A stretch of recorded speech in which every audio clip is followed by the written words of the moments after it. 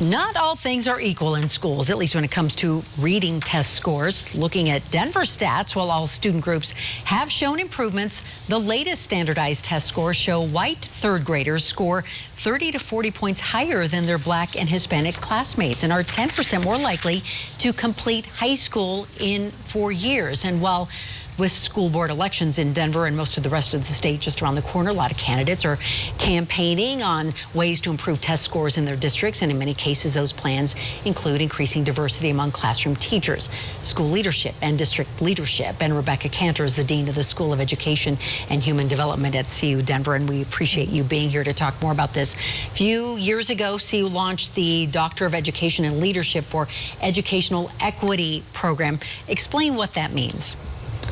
Well, the EDD is as compared to a PhD, is a doctorate that prepares school leaders and prepares those leaders to be focused on improvement research, improvement science, engaged research, current pressing problems. But it is a doctorate, an applied doctorate, and across the board, focused on educational equity with particular areas of concentration. So you've had some graduates now. So yeah. How's the program working out? So the program is very successful. We have over 200 students in the program in general. But 3 years ago, we created a special area of study on the opportunities and challenges to school achievement for LatinX students, children growing up in, particularly children with dual language backgrounds. And we had our first cohort graduate this past spring. We had 23 students start and 20 students graduate, with the intent of addressing a very large gap in the pipeline. There are very few So what do you mean leaders. by that, and why focus on the Latinx community? Well, the true story is that Ron Cabrera and Frank Davila, two longtime, well-known Latino superintendents, were retiring and came to see me with concern that behind them was a lack of leaders in the pipeline who would take their place and lead with expertise and concern and commitment to Latinx students. And they asked me to consider designing a program with that focus, which we did. I was able to use some of my own reserves to fund the first cohort or group of students and bring the students in for the 3-year program. We're at the point now where we're trying to recruit a second cohort and recruit scholarship funds in order to fund their experience. And so you're looking at finding future leaders in our school districts across the state who represent the student body, essentially, right? Exactly. It's a critical need. And why is that so important?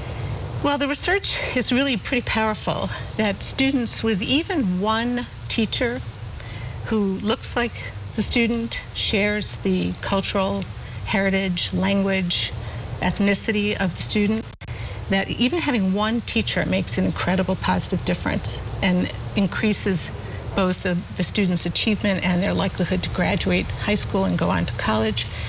And what we know about teachers coming in to school districts and succeeding is that the leader is the most important impact on the teacher. So, and the lack of leadership, the lack of Latinx leaders across Colorado, in Denver as well, is therefore really concerning. So, for example, in DPS, we're pretty close to 60% of students coming from a Latinx heritage background, and maybe 18% of teachers.